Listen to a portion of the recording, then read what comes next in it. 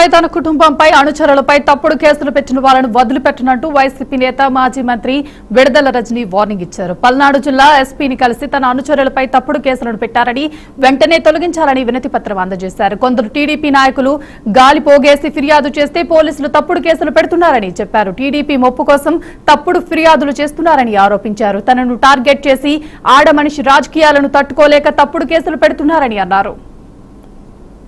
Target చేయాలి, మా సిబ్బందిని టార్గెట్ చేయాలి, మా క్యారెక్టర్ అసాసినేషన్ చేయాలి.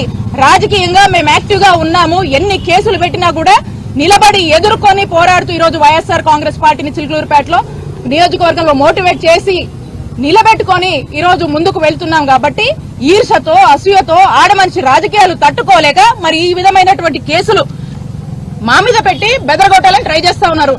నేను క్లియర్ గా చెప్తా ఉన్నా ఈ పోలీస్ వాళ్ళకి, మీరు ఏ విచారణ అయినా చేసుకోండి. వీళ్ళకి మాకు కానీ మా సిబ్బందికి కానీ మా ఫాలోవర్స్ కానీ ఎటువంటి సంబంధం లేదు.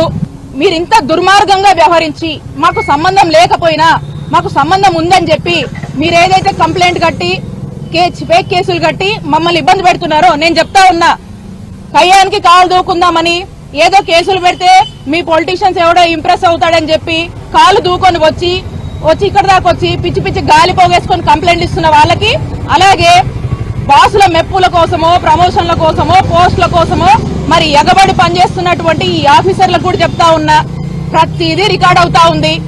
ప్రతి దానికి కూడా మీరు చట్టం ముందు ఒక రోజు ఆన్సరబుల్. నేను ఖచ్చితంగా చెప్తా ఉన్నా, మీ ఎవ్వరిని వదిలిపెట్టను. మేము ఇక్కడే ఉండి ఖచ్చితంగా ఇలాంటి వాటిని వాళ్ళు వెనకాలండి ఆడిస్తున్న వాళ్ళ సంగతి కూడా తేలుస్తానని చెప్తున్నా. నన్ను టార్గెట్ చేయాలి, మా సిబ్బందిని టార్గెట్ చేయాలి, మా